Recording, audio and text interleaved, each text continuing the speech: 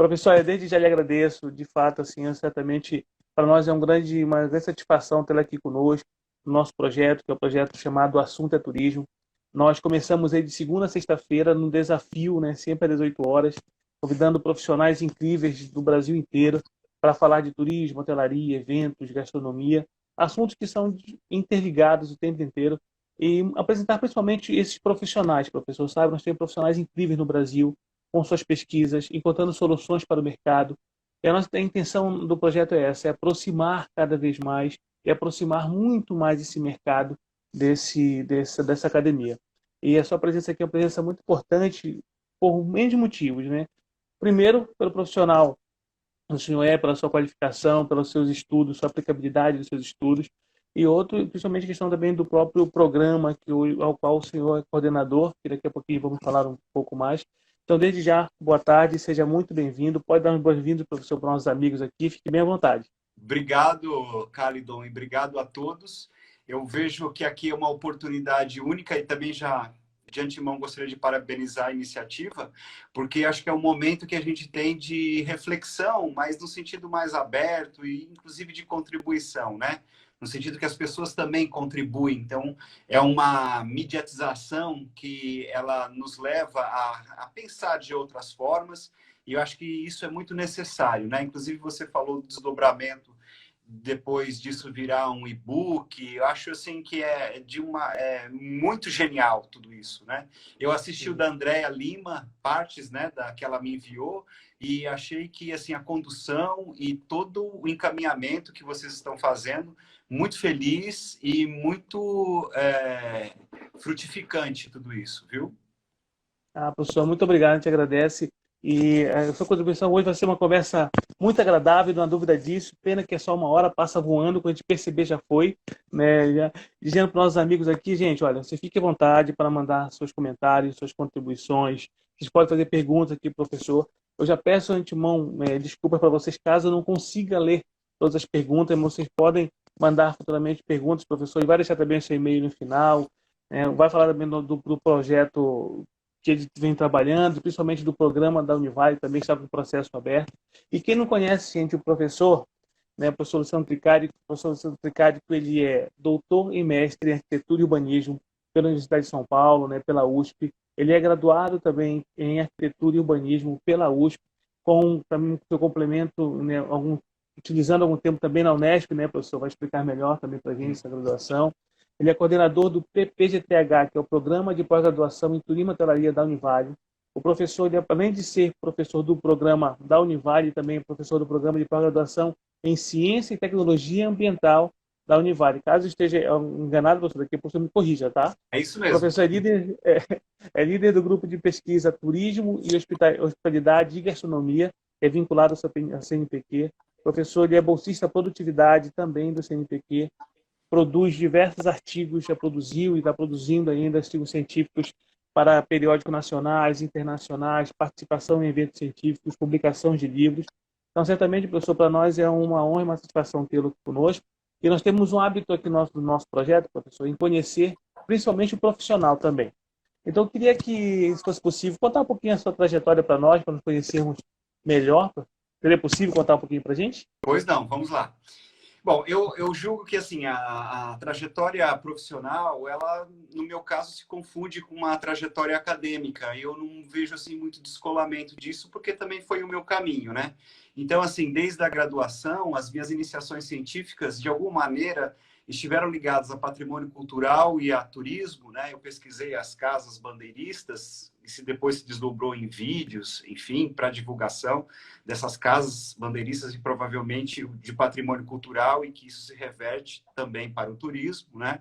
Meu mestrado e doutorado foram na área de imagem e paisagem urbanas, e sobretudo no doutorado eu trabalhei com questões participativas, como que a imagem de cidade, a paisagem urbana, elas têm interfaces com questões participativas. Então, de alguma maneira, e ali já apresentou um grande desafio e problema que eu leio isso ainda hoje, que é como que inserir o turista em fases, não só da elaboração, mas dessa participação que vai depois desse planejamento, né? porque a gente tem muito dessas questões da participação do turista em pesquisas do TripAdvisor, enfim, de vários portais, enfim, de sites, mas a inserção desse turista no pós-gestão e pós-planejamento, eu ainda não vi nada parecido. Isso, então, naquele momento do doutorado, já aparecia assim como um grande desafio, como inserir esse turista, então, que de alguma maneira colaborou, né, na participação de uma instância turística, no planejamento de uma instância turística, mas que depois isso não era muito reconsiderado, né? E eu tive várias inserções em escritórios de urbanismo, né? Vou destacar aqui o que a gente fez em Rio Branco, no Acre, o Parque da Maternidade, que hoje é um dos cartões postais da cidade de Rio Branco, Nossa, que né? legal, que legal. E a gente fez pelo ambiente urbano, que era um escritório de paisagismo, e também a participação no escritório do Luciano Fiaschi e da Giraldelli, que a gente também teve vários projetos de espaços livres públicos, né, no Brasil afora. Então, na verdade, isso acabou meio que contribuindo, né, para a minha preocupação com os espaços livres públicos, né, e que se desdobraram, então, em que hoje é a minha grande preocupação acadêmica, que são as cidades, os espaços públicos das cidades e a experiência turística em espaços públicos nessas cidades. E, por fim, só queria destacar um trabalho que eu julgo assim, que foi muito produtivo, né? Foi o plano diretor de Embu das Artes. Embu das Artes é uma cidade da região metropolitana da Grande São Paulo e que ela é uma instância turística, né? Ela tem um remanescente ali de patrimônio histórico da era colonial ainda, e ela também ainda tem muito vegetação, né? O que promove segundas residências, que no final das contas é um meio de hospedagem, e que também promove ecoturismo. Então, um cargo que eu exerci lá depois desse plano diretor como diretor de planejamento ambiental, me levou também a essa experiência diretamente ligada com o planejamento do destino turístico. Ah, professor, que legal, que coisa boa. Isso que eu gosto, assim, de... Vejam só, eu trabalhava, né, conheço eu da universidade, eu sou do programa também, e a gente nunca teve vontade de conversar em relação a né, essas questões de produção pessoal, digo assim, de trabalho e trajetória. Por isso que eu vejo que é um espaço tão importante para nós, professor, aqui, apresentar um pouco isso. Porque eu sempre digo e dizia muito na universidade que nós temos grandes profissionais pelo Brasil pesquisando temas muito diversos, mas que no final são temas que trazem melhorias para a população, melhorias para as universidades e melhorias para o mercado. A intenção sempre foi poder contribuir muito isso. Então, lembrando dos nossos amigos aqui, que quem não puder assistir tudo, de repente tem que sair, né? Assim que terminar a live, ela vai subir para o GTV e depois ela vai ser disponibilizada no canal do YouTube, Cádidon Costa, o assunto é turismo, então podem entrar lá, se inscrevam, compartilhem. O canal é nosso, é feito por muitas mãos, é isso que nós queremos, que todos nós possamos contribuir de alguma forma. Professor, antes de entrarmos no assunto propriamente dito, né, que vai falar, já começou a falar um pouquinho desse planejamento urbano, dessas questões urbanas, dessas preocupações, que é o destino turístico urbano. Você fala um pouquinho do programa, professor? Está aberto agora, né? Se pudesse falar um pouquinho dele para a gente. Tem muita gente aqui que certamente pode ter nesse interesse em fazer o nosso mestrado, nosso doutorado. Pois não, com o maior prazer. Eu e o Pablo Flores Limberger, que é o vice-coordenador... Está aqui já, professor, já entrou já. Que bom. Então, Pablo, por favor, me ajuda aqui, né? Acho que todos, de alguma maneira, conhecem e sabem, né, da importância que é o programa da Univale diante do Brasil, e eu diria, inclusive, da América Latina, né? Portanto, é uma referência.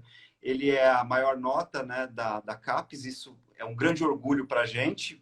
No entanto, também é um grande desafio e uma grande responsabilidade minha, do Pablo e também do nosso colegiado, né, para pelo menos garantir essa qualidade. Foi o primeiro programa a abrir um doutorado, né, no Brasil, isso em 2013.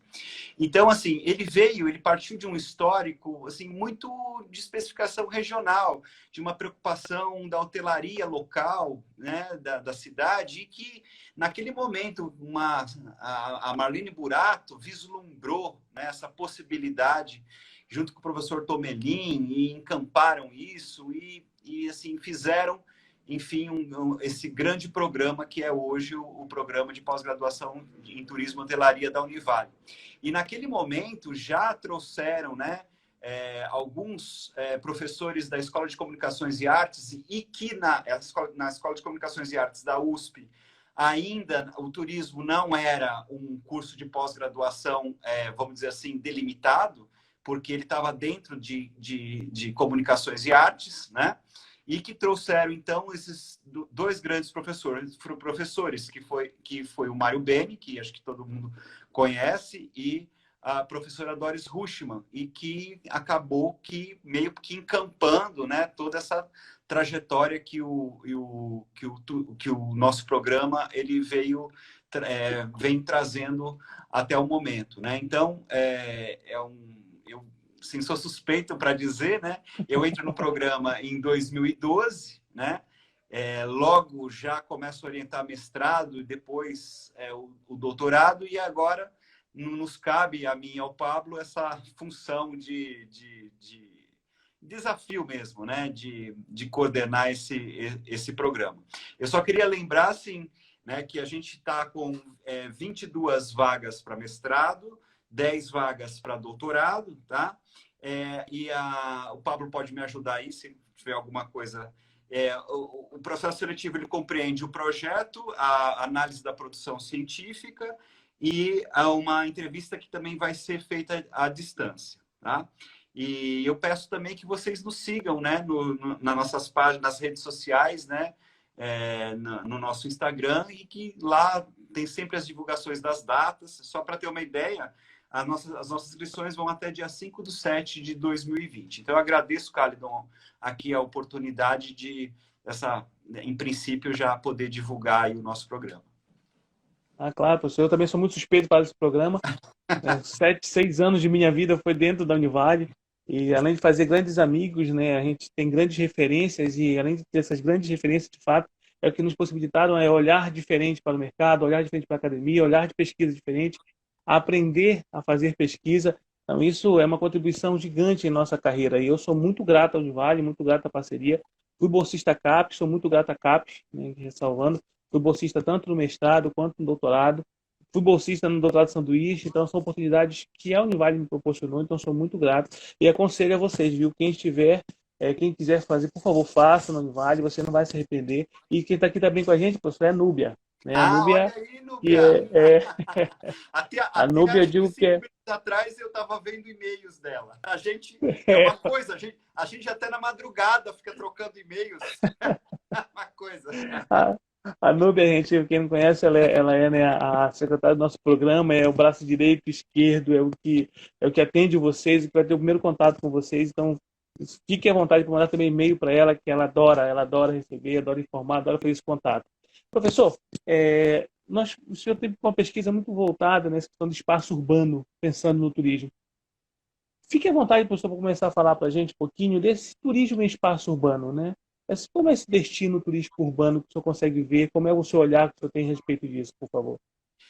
O fato é o seguinte, que assim, genericamente, a gente tem uma dicotomia. As cidades, quando elas surgem, né, enquanto, vamos dizer assim, planejamento e projeto, porque a gente tinha a cidade medieval, enfim, antes a cidade grega, e por aí vai. Mas quando surge a cidade como objeto, né, científico, e, portanto, vai originar uma disciplina que é o urbanismo, então, eu penso um planejamento sobre essa cidade, o fato é que essa cidade, naquele momento, né, que é o momento da primeira revolução industrial, ela não tinha o ócio e lazer como mote nos seus espaços.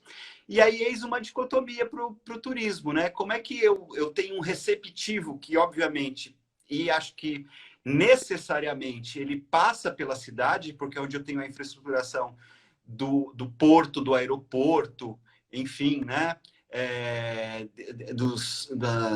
Enfim, dos terminais, enfim. Naquele momento, inclusive, a gente pensar que as ferrovias, né? Você pensar o Thomas Cook, ele só conseguiu fazer as excursões dele a partir das ferrovias, né? Ele ia lá para as ruínas, enfim. Mas, e você veja, a motivação e o aprazível para o Thomas Cook, naquele primeiro momento, quando surgem as viagens, né? Não era a cidade em si, estava fora da cidade, né? Inclusive, a ideia de ócio e lazer naquela cidade de casco ainda medieval e que se urbaniza rapidamente para receber aquele grande contingente de trabalhadores, né? Ela tinha o parque, que era o único lugar de ócio e lazer praticamente, como uma ideia idilícia do campo, que era de onde vinham essas pessoas. E era uma ideia, vamos dizer assim, sanitarista, de deixar o ar puro para a cidade, porque tinha chaminés, enfim, né? Então, ou seja, as cidades, elas se aprontavam muito para a produção e para o trabalho, né? Então, o sujeito... A ideia rodoviarista, né, dos boulevares parisienses da época do Haussmann, né, ou o Plano de Cerdá em Barcelona, são, assim, na verdade, a grande viabilidade da infraestruturação rodoviarista para o escoamento da carga, né, da produção, e para o saneamento, ou seja, a insolação, a ventilação, porque imagine aquela grande quantidade de gente apinhada naquele casco medieval de cidade que não tinha sanidade, não tinha sanitarismo nenhum, né? Não tinha rede de água, não tinha rede de esgoto, então aquilo tudo era um problema, vamos dizer assim, do ponto de vista para a produção econômica e do capital que estava surgindo. Já não era mais mercantilismo, mas já era a fase do capitalismo, né? O fato é que isso dura até hoje, né? Esse pensamento de cidade assim, funcionalista para o trabalho, para a produção, ela dura até hoje. E o pior disso tudo é que, se a gente pensar no reverso, né, de uma cidade eminentemente para o ócio e para o lazer, ou só para um turista, ela também é um grande erro. Pelo menos algumas das nossas pesquisas têm demonstrado disso. Por exemplo, questão de segurança. À noite, como é só uma cidade de serviços, você não tem gente circulando, pessoas, os próprios cidadãos circulando.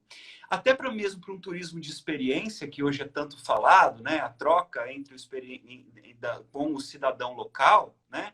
Isso também é um grande problema, porque se você não tem esse cidadão, né?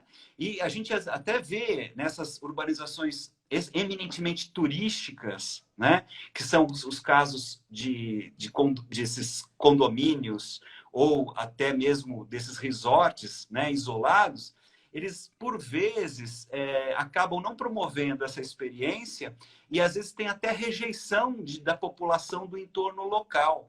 Isso acaba sendo um grande problema, né? Então, assim, eis a dicotomia. Não é possível uma cidade essencialmente para a produção e também não é possível uma cidade essencialmente só para o turismo, né? Então, agora, eu acho que a gente chegou num momento, né, da própria lógica da mudança dessa forma de produção, já não mais da primeira fase da primeira revolução industrial, mecânica, mas uma revolução que passa por elétrica, eletroeletrônica e hoje até já eletrocibernética, que ela nos oferece um desafio, não só na ideia de turismo, mas sobretudo na ideia de ócio e lazer, porque querendo ou não, a gente tem um tempo acumulado, né?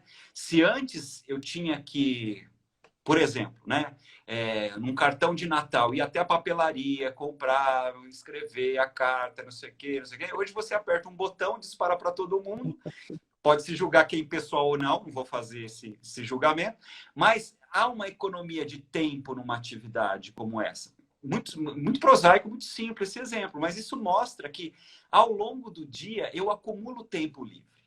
Óbvio, se você quiser, pode usar esse tempo livre para produzir e ganhar dinheiro e infartar com 50 anos, sem dúvida, isso é problema seu. Agora, se você quiser, você usa esse tempo livre para ócio e lazer.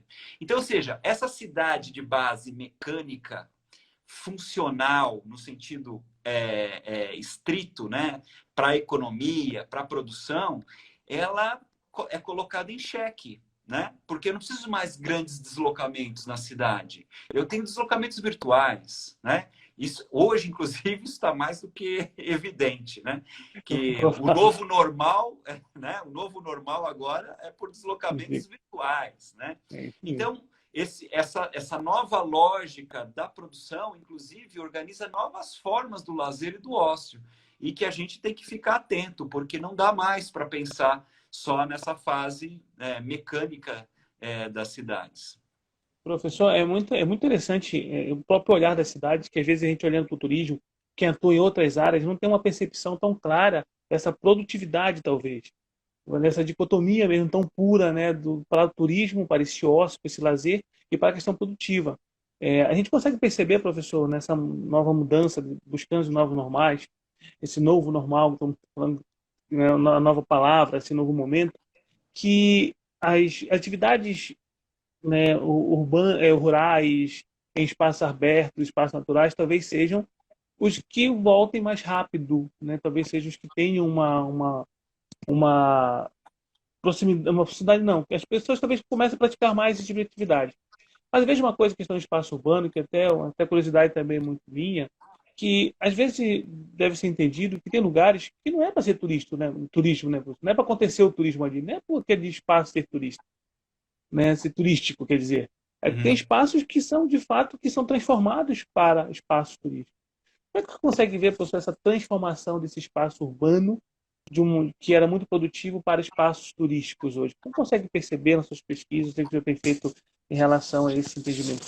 Também, se não estiver sendo claro, assim, não sei se eu faço entender em relação a essa Uhum. transformação. Um exemplo muito claro disso, Calidon, eu acho que são as cidades medievais. Burgos, por exemplo, na Espanha. Naquela concepção de cidade, ela não foi planejada para receber turistas. Muito pelo contrário, ela tinha muralhas para que as pessoas, né, não entrassem na cidade. Né? E vejam, por dicotomia, Burgos, eu acho que é um dos maiores destinos como cidade medieval procurados do mundo. Né? Então, que dicotomia é? E nunca foi planejado do ponto de vista turístico. E como é que isso vira turista? Como é que turístico, né? Por quê? Porque justamente era aquela cidade ainda pré-capitalista, pré-revolução industrial, que tinha características, vamos dizer assim, de atributos imagéticos e simbólicos muito fortes. Então você tinha ainda o Largo da Igreja, tinha a Fontezinha, que as pessoas se encontravam e que obviamente tinham trocas sociais, e isso hoje, como turismo, se a gente pensar como turismo de experiência, é muito relevante, né? Então você tinha atributos, a própria arquitetura possuía reentrâncias e não era aquela monotonia de concreto e vidro. Então você tem atributos, aquilo que o Lúcio Grinover fala, né? A cidade hospitaleira, ela tem identidade e ela tem legibilidade, né? Eu acho que você tocou no assunto na primeira parte aí da sua consideração, que é a questão do meio natural, né? Eu acho que o Brasil ele tem uma grande oportunidade, né, para a imagem do destino turístico, até mesmo urbano, que é aderente à ideia de uma natureza como significação simbólica e de identidade de cidade. Eu acho que Curitiba fez muito bem isso, né? Você pega a divulgação da imagem do destino turístico de Curitiba, vai ser recorrente o verde, né? E vai ser recorrente lá o Jardim Botânico, que no final das contas é o verde. Os parques estampam isso, né? O Rio de Janeiro nem se fala, né? O Rio de Janeiro tem o afloramento geomorfológico do rio é de tirar o fôlego, né? Formações geomorfológicas do Corcovado, enfim, né? São elementos muito fortes. E você veja, do ponto de vista de infraestrutura turística, a natureza já fez, está pronto.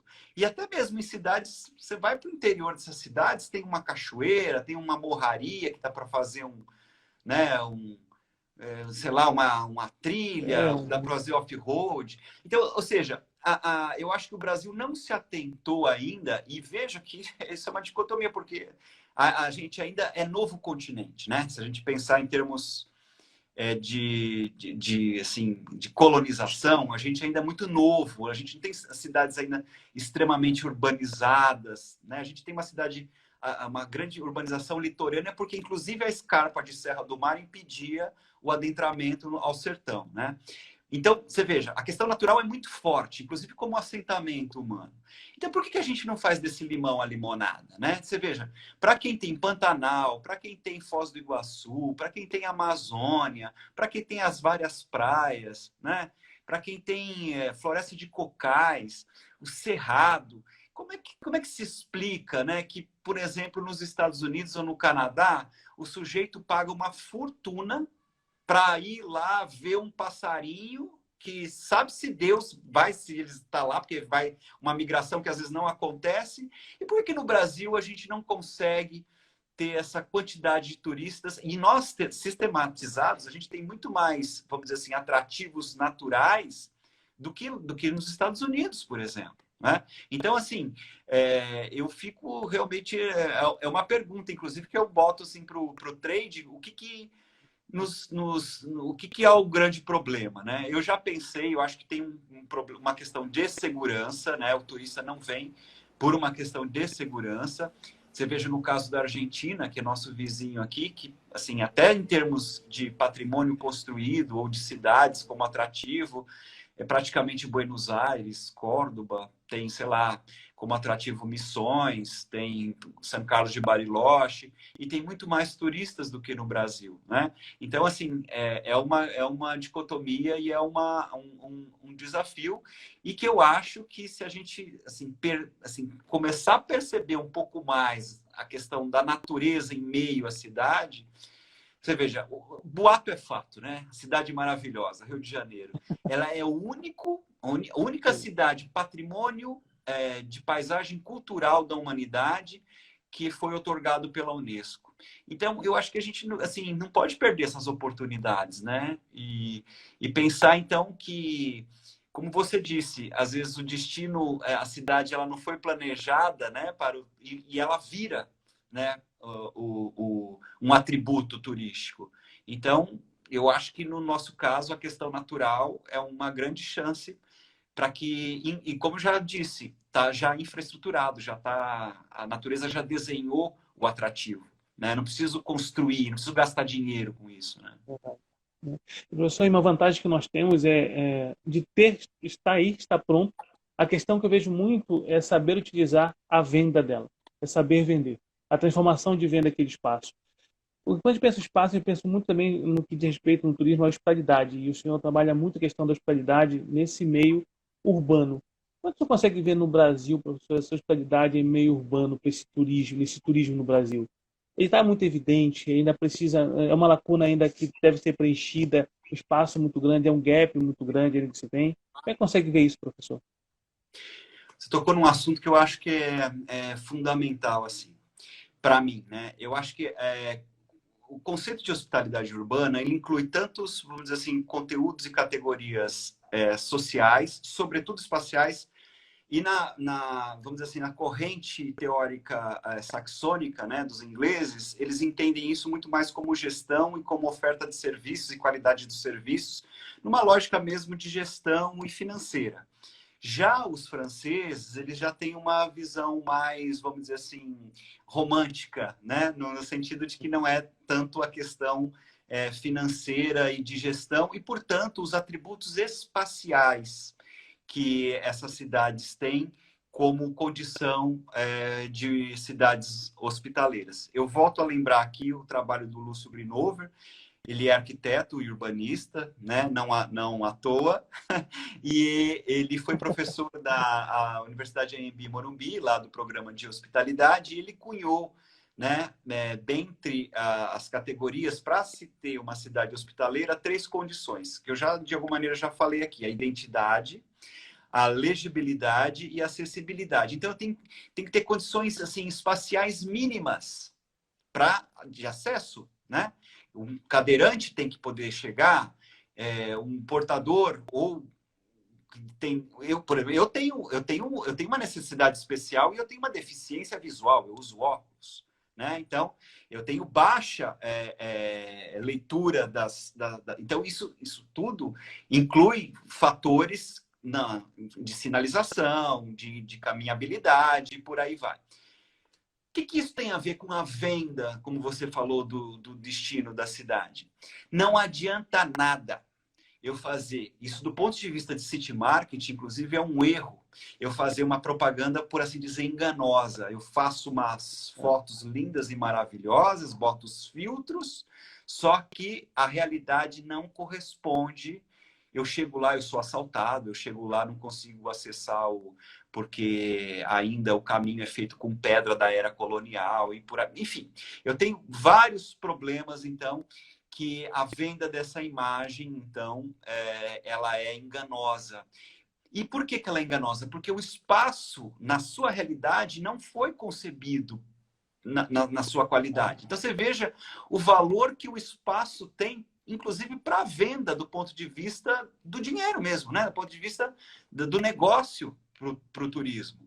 Então, é uma relação assim que deve ser muito bem pensada e atendida, né? No meu entender, assim, pelo menos as experiências de city marketing que a gente tem, né? Não necessariamente para cidades turísticas, mas se eu não tiver essas estratégias muito bem colocadas, provavelmente isso vai ser pior, né?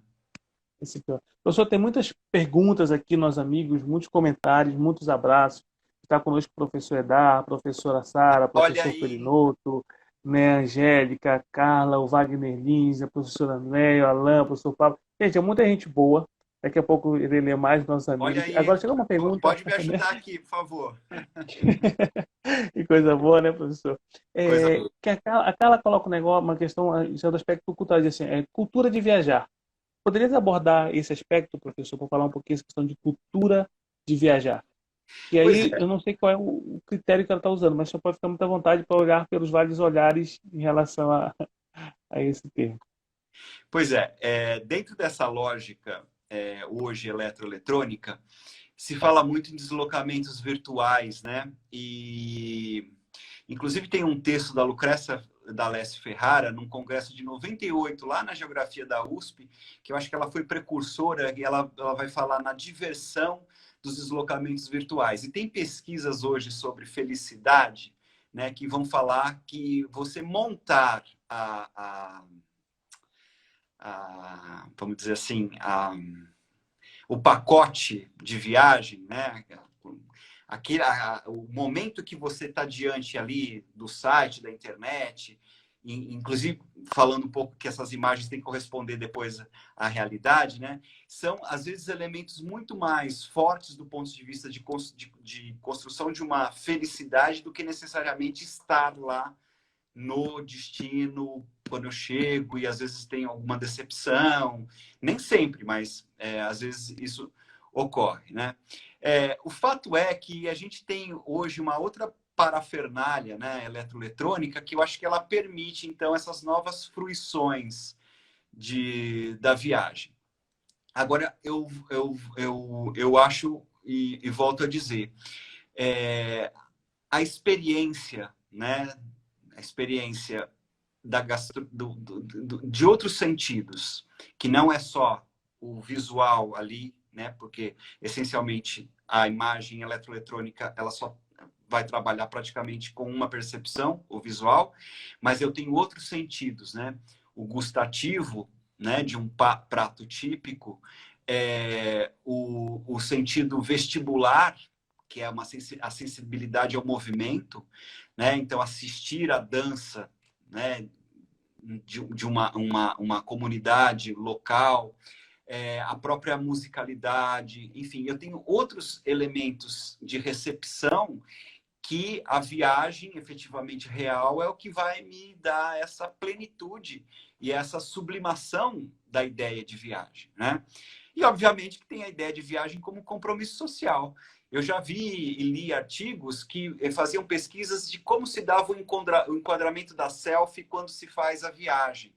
É muito engraçado isso, que o campo é ocupado pela pessoa, sobretudo pela pessoa, e um símbolo, por exemplo, a Torre Eiffel, aparece muito pequena, ou uma parte muito pequena. Então você vê assim que a ideia da viagem como compromisso social, né? Como que se disser, isso. eu sou viajante, eu sou ilustrado, eu sou uma pessoa culta, e na verdade eis o grande engano, né? Porque na verdade É isso isso só mesmo. denota que a pessoa está mais como compromisso social do que necessariamente como uma plenitude e uma realização pessoal, né? E aí, professor, vi essa questão mesmo um aspecto tão importante, né, que no meio urbano, quando a gente vai, eu sou muito urbano, eu sou da Amazônia, né, assim, mas eu sou muito urbano. É, eu lembro que na minha época de estudar, uma minha graduação era turismo com ênfase em ecoturismo. Depois comecei a fazer uma especialização lá em Lavras, sobre ecoturismo, mas muito pensando em mercado na época, né? Porque eu sou da Amazônia, se fala disso, o turismo todo, e sempre teve evidência, e hoje está voltando muito mais ainda essa questão. Mas eu sou muito urbano, eu gosto muito de cidade, eu gosto muito do barulho do carro, sou muito urbano nessa relação. E os aspectos que eu sempre vou quando eu viajo, né, quando eu penso no urbano, eu penso na questão desse movimento que você fala, né, desse aspecto de movimento mesmo das pessoas, da circulação dela naquele espaço, e como espaço ele se complementa o tempo inteiro com as pessoas. Professor, na sua opinião, quando você vê, digamos, em Brasil, pensando em Brasil, o senhor acredita que a gente precise não repensar ou pensar no momento que as pessoas interajam mais com os espaços públicos, né, interajam mais com os patrimônios, para que o turismo possa desenvolver por esse aspecto? Como você consegue ver isso hoje no Brasil, né, pensando mais olhando para o Brasil? Infelizmente, as cidades brasileiras, eu estou falando isso pelo viés da literatura científica, né? Na verdade, assim, o epicentro, vamos dizer assim, de decisões de poderes, se a gente pensar na história brasileira, ele foi sobremaneira na era colonial, vamos dizer assim, dentro de um epicentro rural, né? A casa de fazenda era o epicentro de decisões das demandas sociais, né? No máximo, você tinha uma capela, né, na cidade, a Casa de Câmara, que era uma espécie de uma delegacia, enfim, e o ajuntamento, enfim, mas as decisões, se a gente pensar o tempo que a gente teve né, de colonial, era... E as cidades brasileiras, elas se urbanizaram assim, muito rápido. A lógica da urbanização brasileira, praticamente na década de 70, né, a era cafeeira, né, do século XIX, depois entra no século XX, mas São Paulo se desponta, sobretudo pela questão industrial, lá na década de 70, e tudo vai muito rápido. Então, é uma urbanização muito feita às pressas e muito pela mão do privado. O Rio de Janeiro é um pouco diferente, porque como ele foi capital de império, ele tinha aqui essa... Vamos fazer justiça aqui, né? Os reis deixaram um pecúlio, para deixar um legado para a gente, né? Você imagina o Louvre, tudo isso era... Então, assim, o Rio de Janeiro deixou um legado, né? Você vê o Jardim Botânico, aquilo é um dos lugares mais lindos do mundo. Então, ou seja, é um legado... Então, o Rio ele teve um pouco essa diferenciação, né? Porque também, como eu já disse, foi capital de república também, né? Então, ele teve a presença do Estado no público, ela tinha que ser monumental. Então, isso aparecia, né? No desenho das cidades. Já, se a gente pensar isso de maneira geral, no Brasil, isso não acontece, né? Então, é tudo feito muito rápido, tudo muito acochambrado. E eu vou dizer, assim, e diferente do meio virtual, que eu acho super legal, acho legal, mas o meio a físico real, ainda do espaço real, é o grande civilizador. Porque no meio virtual, você dá, lá você escolhe, né, quem você quer e você... como é que diz lá no Facebook? Você dar Ava- Uma, um- uma curtida, não. Um uma avatar. curtida. Uma Descurtida curtida. não tem. No Tá. espaço público não existe isso. Não dá. No espaço público é ali, ó. Você tem que ver o punk, você tem que ver o dread, você tem que ver o diabo. E aquilo que o Mark Alger fala, né? Se você encontra esse diferente e você vê nesse diferente aquilo que te, não como uma ameaça do outro, mas o diferente como aquilo que reifica a sua identidade. Eu só sou Mauriceba porque tem um, um punk, então eu vejo no outro algo que afirma minha identidade como inserção social, né?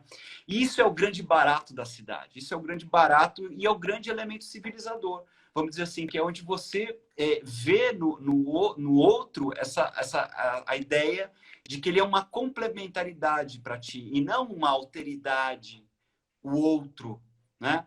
Então, isso só é possível nas cidades, né? Infelizmente, e sobretudo o que o Mark Alger vai falar nas metrópoles. Às vezes nem cidades médias e nem cidades pequenas, mas nas cidades, nas grandes cidades, nas metrópoles, é onde você tem esse embate com o outro, que é o grande elemento civilizador. Então não adianta querer fugir de espaço público. Não adianta. E você veja, por onde que um turista se desloca na cidade? É pelo espaço público, né? Não adianta tudo bem, ele pode estar no ballroom do hotel, que é um espaço semi-público, semi-privado, enfim, tal. Mas efetivamente, onde o turista conhece a cidade é pelo espaço público. Se ele não é dotado de qualidade, inclusive eu não vou ter esse turista, né? Se ele é inseguro, né? Então não adianta querer fugir de espaço público, né? Inclusive até É. pela lógica, né, no turismo, no sentido do turismo como negócio, se eu não tiver essa qualidade do espaço público, muito provavelmente não vou ter um bom negócio. Eu lembro isso, eu trago muito, me remeto muito aqui à minha capital Macapá. Gente, quem não sabe, a conexão hoje é norte e sul do Brasil, né? Você já está em Balneário agora, Camboriú, você está onde agora? Eu estou em Você Balneário, tá estou de quarentena em então, Balneário. a conexão hoje, olha, é Macapá, na Amapá, aqui na Amazônia, com Balneário Camboriú em Santa Catarina. E quando Que me remeto muito maravilha, à né? questão de minha pessoa, essa é a vantagem assim, dessa conexão tecnológica, né, para me permitir. Eu vejo dois aspectos, professor, quando eu olho para a questão virtual. Também eu vejo muito que hoje um processo de venda, né, como se fosse o primeiro momento para que ele instigasse você a você querer conhecer o lugar. Acho que deveria ser muito mais também visto por esse olhar, né, por essa forma, neste cenário novo que nós estamos passando.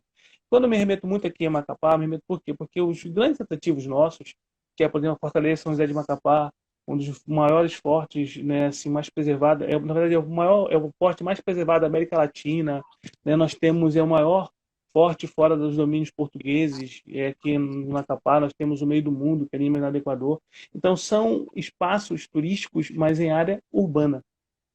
E aí você tem aquela questão que fala, né? A cidade tem que ser melhorada nos seus corredores, talvez, Uhum. para o turista, mas tem que ser melhorada para o cidadão. É o espaço para quem é residente, tem que ser o todo. E para o É, turista são feitos corredores turísticos, geralmente, né, professor, que são. Eu vejo muito em alguns lugares. Quando a gente pensa em corredores, professor, turísticos, que aí é uma questão muito olhar para o turista, talvez não olhar tanto para o cidadão. Isso é muito comum em alguns lugares, né? Não é muito comum isso? Eu acho que, na verdade, se, assim, como eu disse, algumas experiências que a gente fez de pesquisa no Rio, sobretudo na Praça 15 e na Praça Mauá, que depois que sofreram vamos dizer assim, uma mão de Nossa, urbanização turística em função da Copa e das Olimpíadas, enfim, a gente percebe que essa higienização, sabe, essa visibilidade, aquele museu lá do amanhã, o mar, amanhã. né? Aquele museu de arte do Rio, enfim, as docas recuperadas, enfim, na verdade acabou expulsando a população local. Você não tem morador efetivamente.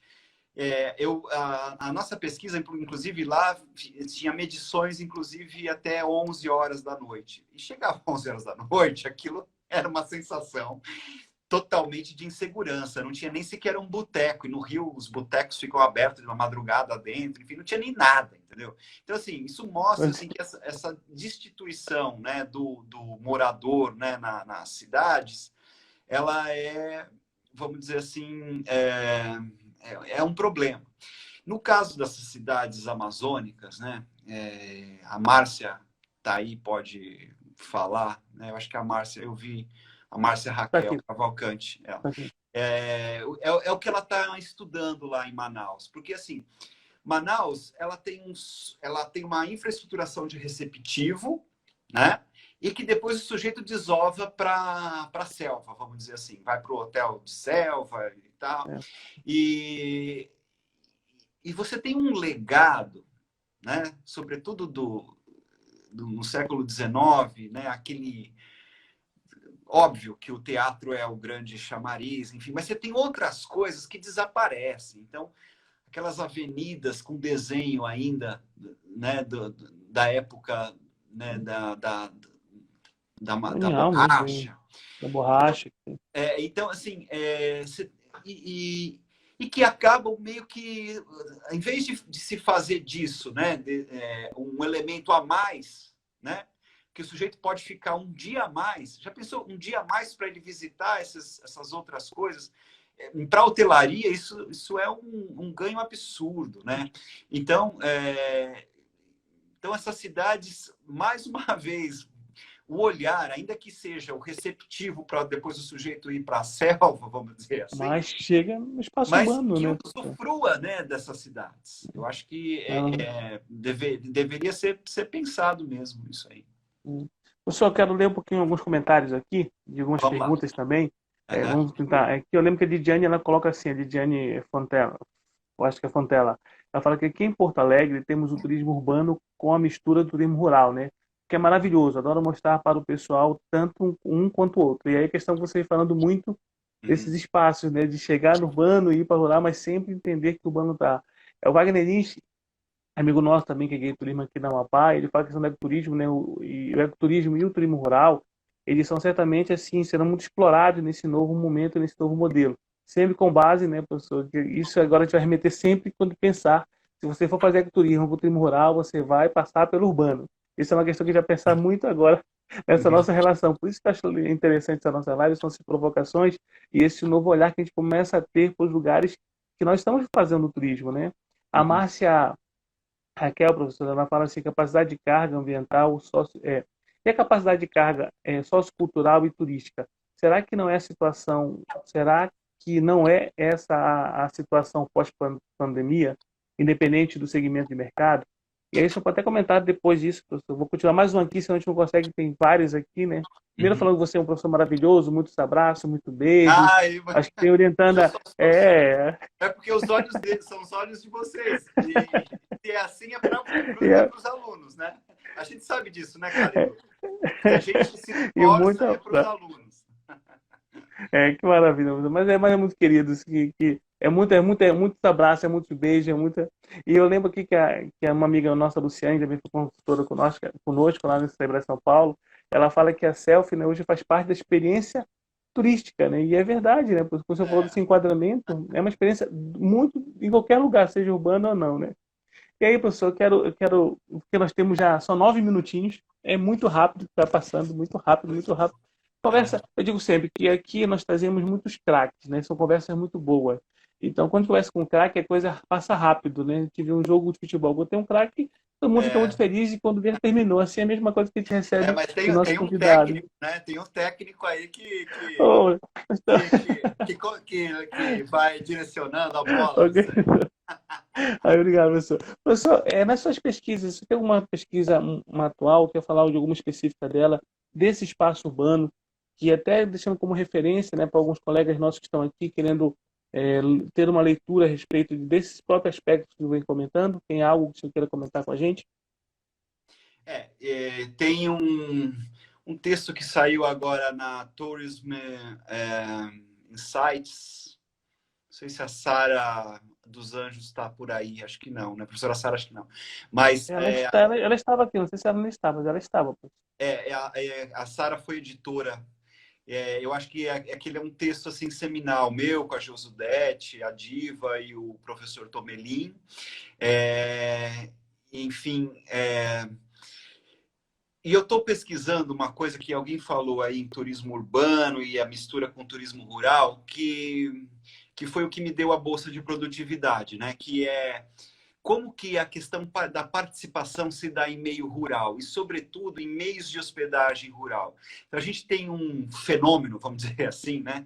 Que de alguns meios de hospedagem em meio rural, que eles têm vamos dizer assim, alguns serviços, vamos dizer, né? Que de capacitação, de treinamento, e que facilitam alguns arranjos espaciais que denotam essa possibilidade de participação popular. Isso está sendo assim uma delícia de eu estar descobrindo, porque inclusive é um tipo social muito interessante, quem procura esse meio de hospedagem. Então, é uma coisa que eu gostaria assim de... Já tem alguns artigos publicados, saiu na revista Sustainability, que inclusive você está nela, naquela mesma edição da Sustainability. E saiu agora na Ração e Palavra também. E que eu sinto bastante orgulho assim desse achado, vamos dizer assim, de objeto, que são esses meios de hospedagem. Parece uma coisa muito simples e muito assim prosaica, mas que tem uma capacidade enorme assim de pensar como essas demandas que são assim, praticamente, a gente acha que a ideia de participação, né, a ideia de coação de massa e popular se dão em cidades, mas não, isso pode se dar em meio rural também. E eu acho que isso é fundamental justamente para quebrar essas oligarquias que a gente ainda tem no meio rural, sabe? Essa aristocracia ainda do grande latifundiário. Eu acho que é fundamental a gente pensar esses novos espaços de construção para as demandas sociais em meio rural. Então, é uma coisa que está me preocupando bastante, que eu assim tô adorando fazer como pesquisa, né? E as pesquisas sobre hospitalidade urbana, né? Agora a gente está com um projeto de uma em Santo Antônio de Lisboa, que é um bairro aqui de Florianópolis, né, que teve uma visibilidade gastronômica, enfim, de regeneração urbana turística, e a ideia é justamente averiguar se essas áreas de regeneração urbana turística são dotadas também de hospitalidade urbana, já que o mote dessas regenerações são essencialmente, vamos dizer assim, socioeconômicos, né? Que legal. Professor, nós temos só 5 minutinhos. Eu Olha, já estamos caminhando para o final. Eu falei que ia ser tão rápido que as lives deviam ser mais um pouquinho longas, né? Se deixar um pouquinho, 1h20, 1h15, 1h30, né? Para começar a aproveitar muito mais os profissionais. Então, gente, desde já eu agradeço, professor, a sua disponibilidade, agradeço por estar conosco. Certamente foi uma aula para nós, é uma contribuição ímpar, porque a gente tem um olhar agora muito diferente. A gente sempre, essas provocações que você deixou aqui para nós, principalmente esses conteúdos, que também são conteúdos muito relevantes para a nossa carreira, para nossas pesquisas, para entender que o mercado e a academia podem buscar aqui alguns conteúdos e elementos que são complementares ou que são também o principal dele em relação à sua pesquisa. Depende muito da forma que ele vai fazer. E a gente fica muito grato à Univale, né? Hoje está hoje como coordenador do curso, coordenador do programa, e isso para nós é muito importante. Eu faço eu e parte o desse Pablo, programa, né? né? Nós estamos juntos, É, né? Eu e né? o Pablo Você, estamos juntos. O Pablito está aí. Então, assim, isso é uma luta árdua, né? Com a nossa, sempre o nosso auxílio forte da nossa querida Núbia. Então, isso é algo que a gente, né, sempre buscou contribuir com o programa, e o programa sempre contribuiu muito conosco na nossa formação. Então, quero agradecer a todos vocês, meus amigos. Perdoe não ter lido todos os comentários, não ter citado todos vocês aqui, perdoe mesmo. Mas sabe que todos vocês são sempre muito bem-vindos, né? Sempre vocês fazem parte desse nosso projeto, o assunto é turismo. E na segunda-feira nós estaremos de volta, na segunda-feira, agora só de segunda a quarta, né? Mais de segunda a quinta, de segunda a quarta. Então nós estaremos de volta. Quem não pôde acompanhar todo, que entrou agora, vai estar disponível daqui a pouquinho no GTV, ele vai subir e daqui a uns 3 dias, 2, 3 dias, estará disponível no canal do YouTube, Cadidon Costa, o assunto é turismo. Lá estão todas as nossas lives. Vão lá no canal, se inscrevam, compartilhem também. Professor, se eu tenho 2 minutos para despedir de todos nós, dar um abraço, falar um pouquinho mais, convidar novamente para o processo. Fique à vontade, professor. Então vamos lá, eu volto a dizer, né? A inscrição vai até dia 5/7, tanto para doutorado como mestrado, né? Lembrando que o nosso programa é nota 5, E, enfim, todos estão aí. Se puderem também divulgar esse nosso processo seletivo, eu agradeço. E, mais uma vez, também, essa oportunidade, eu já tive aqui várias reflexões aqui no que eu foi comentando o que você colocou, Calidon, inclusive de comentários das pessoas, né, que estavam aí, foram comentando, já me desdobrou aqui outras possibilidades de pesquisa. Eu sou assim mesmo, né? E eu gostaria, então, de agradecer essa oportunidade de reflexão e esse momento, então, de algo diferente, né? E que é possível fazer em meio virtual, desse novo normal aí. Isso, isso mesmo. Gente, então, olha, muito obrigado a todos. Tenham uma ótimo restante de quarta-feira, final de semana, dentro do possível, maravilhoso. E grande abraço. Na segunda-feira encontro todos vocês. Professor, satisfação, muito obrigado e agradecimento, tá? Até a Tchau para próxima. vocês Grande todos. abraço, Obrigado. gente. Tchau, Caio.